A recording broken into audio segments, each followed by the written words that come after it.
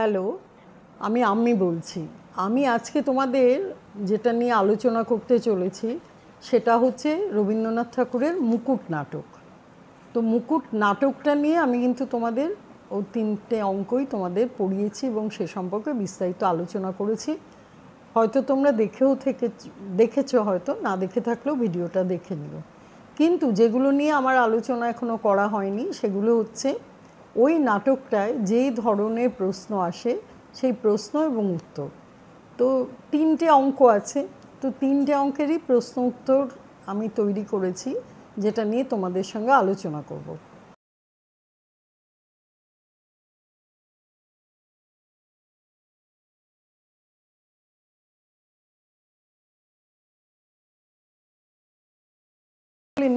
তোমরা নিশ্চয়ই মুকুট নাটক সম্পর্কে হয়তো তোমাদের মনে আছে, না থাকলে ছোট্ট করে একটি বলি যে মুকুট নাটকের চরিত্রগুলো হচ্ছে ত্রিপুরার মহারাজ অমরমাণিক্য, তার বড় ছেলে যুবরাজ চন্দ্রমাণিক্য, মধ্যম কুমার হচ্ছে মধ্যম রাজকুমার ইন্দ্রকুমার এবং কনিষ্ঠ রাজকুমার রাজধর।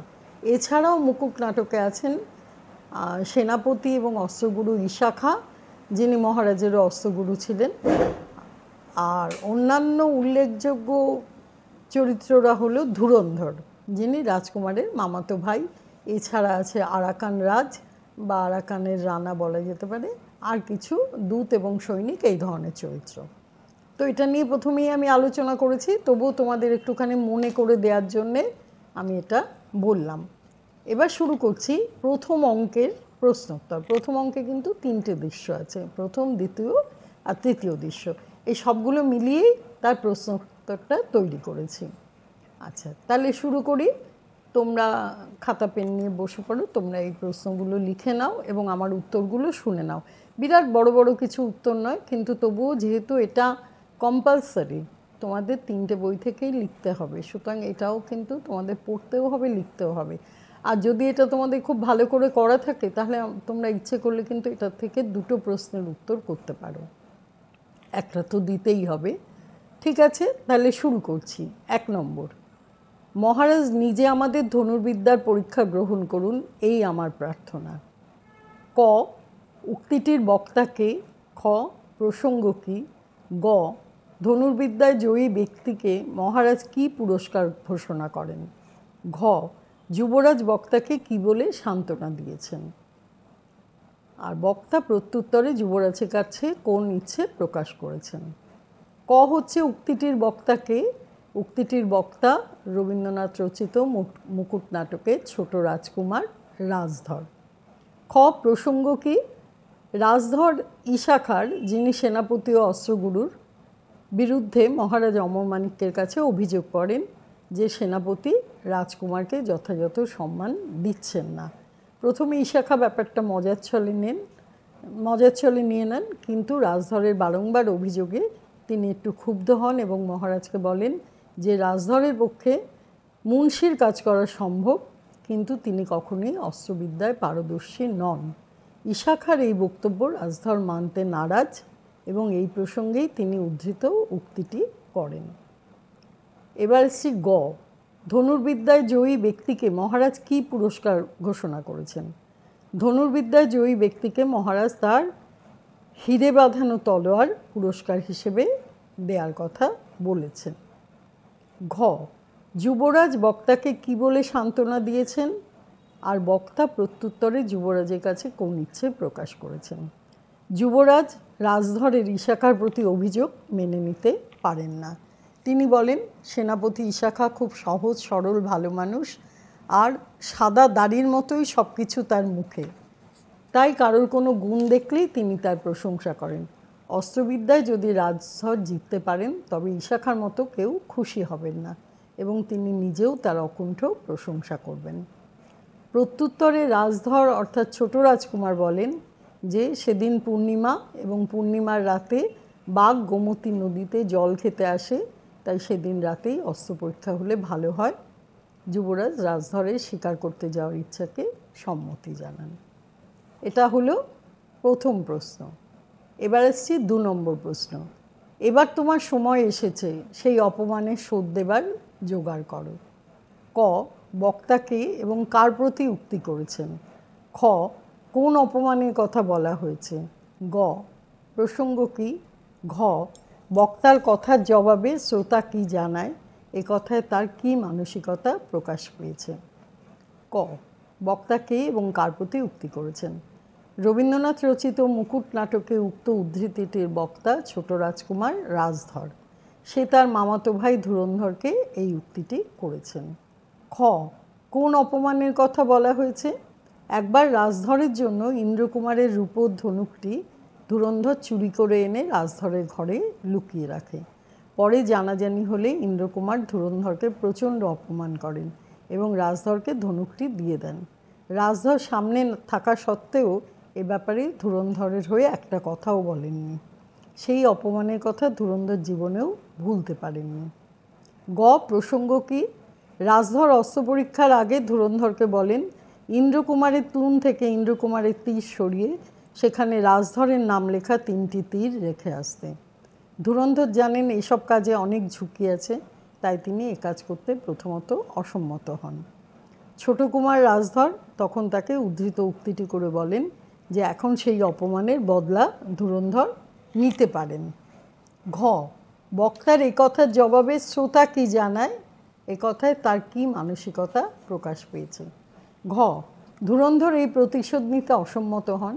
তার মতে দুর্বল লোকের পক্ষে অপমান সহ্য করাই ভালো, তার বদলা বা প্রতিশোধ নেয়ার কোনো প্রয়োজন নেই। এছাড়া ইশাখা রাজধরের সঙ্গে ধুরন্ধরকে দেখলে সন্দেহ প্রকাশ করবেন। ধুরন্ধর অত্যন্ত বুদ্ধিমান লোক। ভাই রাজধরের জন্য অন্যায় কাজ করে সে মধ্যম রাজকুমার ইন্দ্রকুমারের কাছে অপদস্থ হন এবং রাজধরও তখন তার পক্ষ অবলম্বন করেননি। তাই সে আবারও একই রকম অন্যায় কাজ করে সকলের চোখে ছোট হতে চায় না। সবার মনে তার প্রতি সন্দেহ হোক এটাও সে মানতে চায় না। তাহলে 2 নম্বর প্রশ্ন হলো এবং তার উত্তর হলো। এরপরে আসছি 3 নম্বর। কি হয়েছে বাবা? এর মধ্যে একটা রহস্য আছে। শিলা কখনো জলে ভাসে না। ক, উক্তিটি কার লেখা, কোন নাটকের অন্তর্গত? খ, বক্তা কে, কার প্রতি এই উক্তি? গ, যে ঘটনার মধ্য দিয়ে রহস্য সন্ধান পেয়েছিল তা বর্ণনা করো। ঘ, এ প্রসঙ্গে বক্তা কি সন্দেহ প্রকাশ করেছেন? উম, শিলা কখনো জলে ভাসে না এর অর্থ কী? ক, উক্তিটি কার লেখা, কোন নাটকের অন্তর্গত? উক্তিটি রবীন্দ্রনাথ ঠাকুরের লেখা মুকুট নাটকের অন্তর্গত। বক্তা কে আর কার প্রতি এই উক্তি? বক্তা ইশাখা, তিনি ইন্দ্রকুমারকে উদ্দেশ্য করে উক্তিটি করেন। গ, যে ঘটনার মধ্য দিয়ে রহস্য সন্ধান পেয়েছিল তা বর্ণনা করো। অস্ত্র পরীক্ষার আগের দিন রাজধর ইন্দ্রকুমারের অস্ত্রশালায় যায় তীর বদলের উদ্দেশ্য নিয়ে। তিনি ইন্দ্রকুমারের স্ত্রীর অনুমতি নিয়ে অস্ত্রশালায় প্রবেশ করেন। ইন্দ্রকুমারের স্ত্রী ইন্দ্রকুমারকে অস্ত্রশালায় গিয়ে দেখে আসতে বলেন। অস্ত্রশালা খুলতেই ইন্দ্রকুমার রাজধরকে দেখতে পান এবং সেখানে আসার কারণ জানতে চাওয়ায় সে বলে যে তিনি ইন্দ্রকুমারের থেকে কিছু অস্ত্র নিতে এসেছেন, কারণ তার অস্ত্রগুলো মরচে পড়ে গেছে। রাজধর সবার অলক্ষ্যে ইন্দ্রকুমারের তুনে নিজের নাম লেখা তীর রেখে আসে, কারণ সে জানে ইন্দ্রকুমার লক্ষ্যভেদ করতে পারবে, কিন্তু তীরে তার নাম লেখা থাকলে সেটা রাজধরই লক্ষ্যভেদ করেছে বলে সকলে মনে করবে।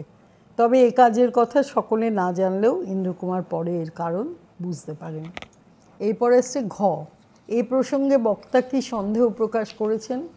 বক্তা সেনাপতি ইশাখা জানেন যে রাজধরের পক্ষে লক্ষ্যভেদ করা সম্ভব নয়, কিন্তু তা সত্ত্বেও রাজধর নিশ্চিত করে বলেছেন যে তিনি লক্ষ্যভেদ করেছেন।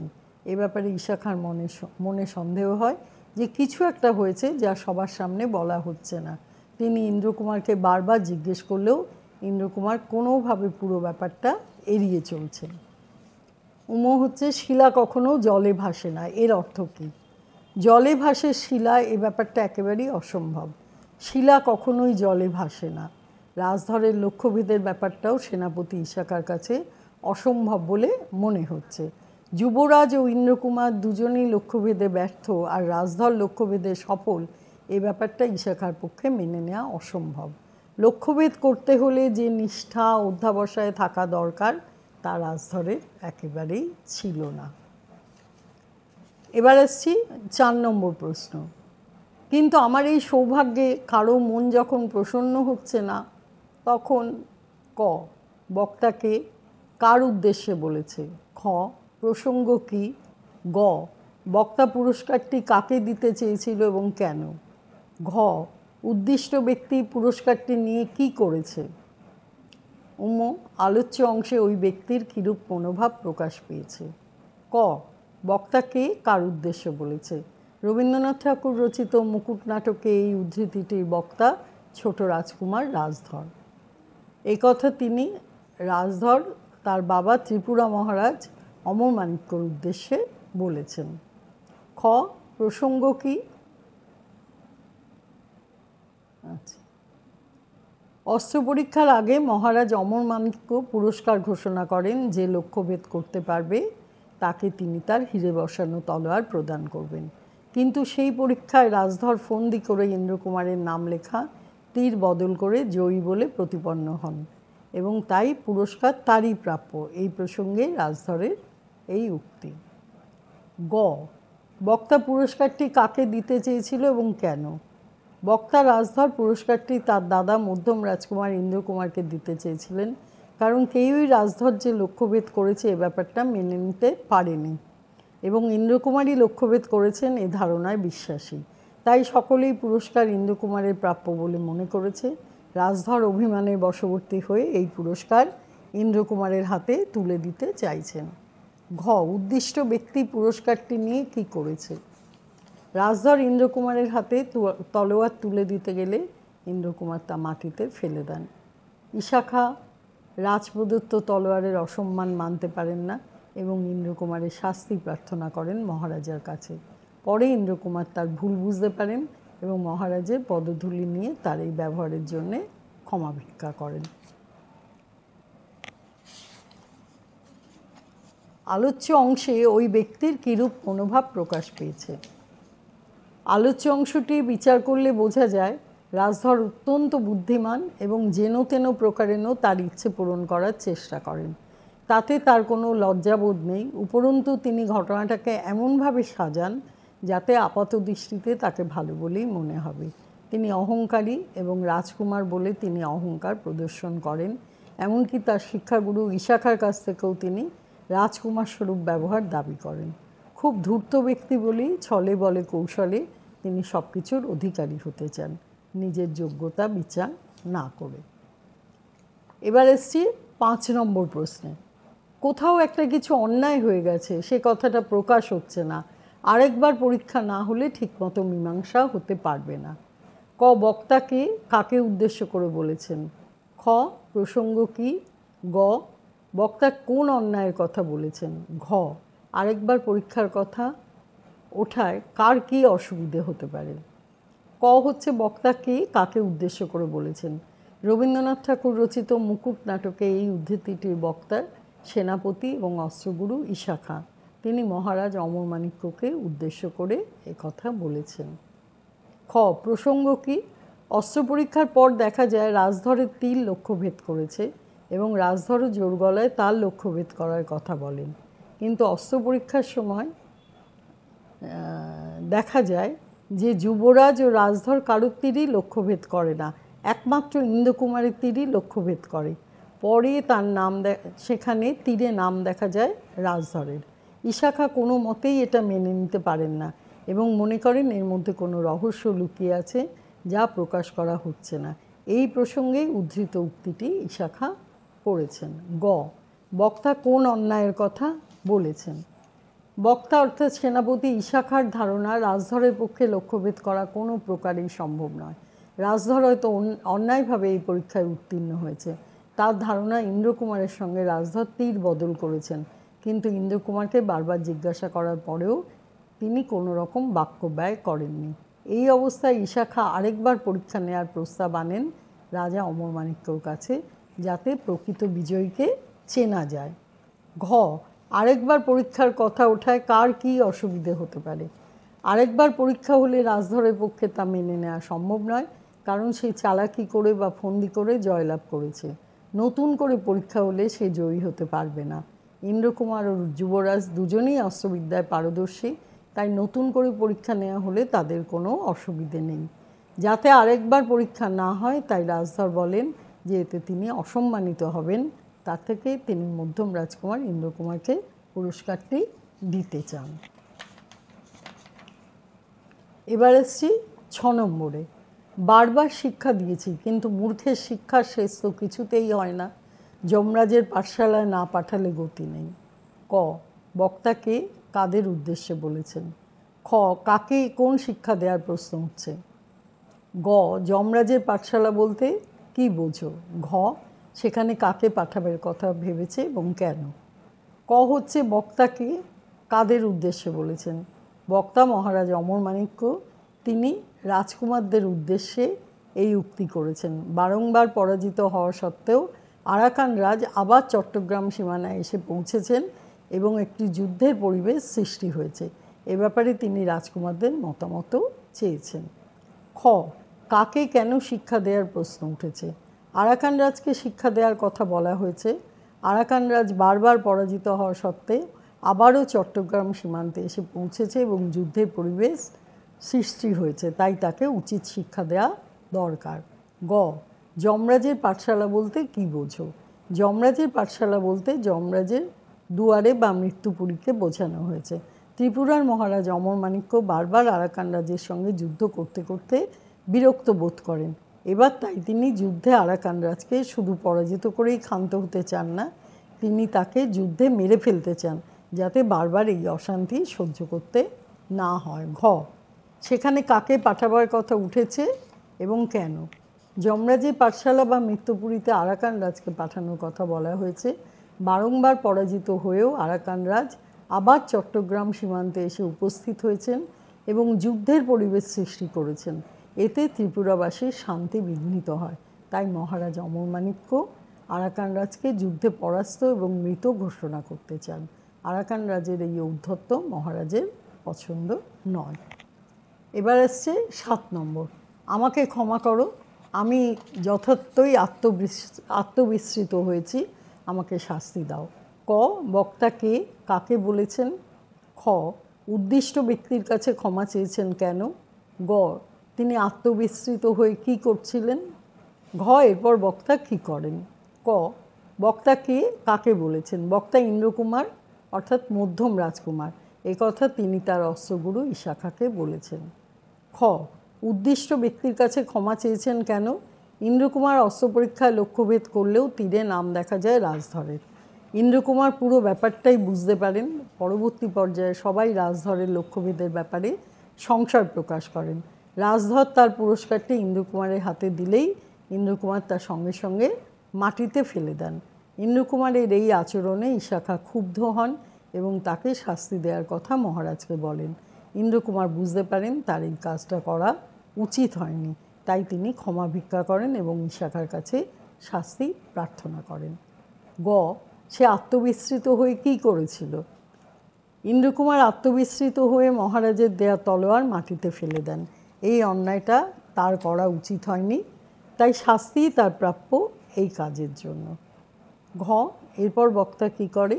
বক্তা ইন্দ্রকুমার এরপর নিজের দোষ বুঝতে পারেন এবং তিনি অনুতাপ বোধ করেন কৃতকর্মের জন্য। তিনি মহারাজের পদধূলি নিয়ে ক্ষমা ভিক্ষা করেন তার আচরণের জন্য। তিনি সব জায়গায় হেরে গেছেন, তাও স্বীকার করেন মহারাজের কাছে। এটা হয়ে গেল তোমাদের প্রথম অঙ্কের পুরো প্রশ্নোত্তর, অর্থাৎ প্রথম, দ্বিতীয় ও তৃতীয় দৃশ্যের পুরোটাই এর মধ্যে বলা আছে, যে ইম্পর্টেন্ট কোয়েশ্চেন্সগুলো বলা আছে। তোমরা একটুখানি নাটকটা, আমি বারবার বলেছি নাটকটা একটু পড়ে নেবে, নয়তো কিন্তু কোন দৃশ্যে এই কথা বলা হয়েছে অথবা কোন অঙ্কে এই কথাগুলো বলা হয়েছে সেগুলো কিন্তু তোমাদের মনে থাকবে না। নাটকটা খুবই ছোট এবং অসুবিধে হবে না, পড়লে একবার পড়লে পুরোটাই মনে থাকবে। আর কথাবার্তাগুলো ধরে নেবে, কারণ বক্তাকে এই প্রশ্নটা বারবার কিন্তু আসে। সুতরাং কে কোন কথা বলেছে সেটা না জানা থাকলে, নাটকটা না পড়লে কিন্তু সেটা তোমরা জানতে পারবে না। এটা মোটামুটি বলে দিলাম, তোমরা একটুখানি পড়ে নিও আর আমার দেয়া প্রশ্নোত্তরটাও দেখে নিও। আশা করি বুঝতে পারবে, এমন কিচ্ছু কঠিন নয়, বুঝতে পারবে। অসুবিধে হলে আমাকে জানিও। আর যদি ভালো লাগে ভিডিওটা তাহলে লাইক, শেয়ার এবং সাবস্ক্রাইব করো। আজকে তাহলে এই পর্যন্ত। ভালো থেকো তোমরা।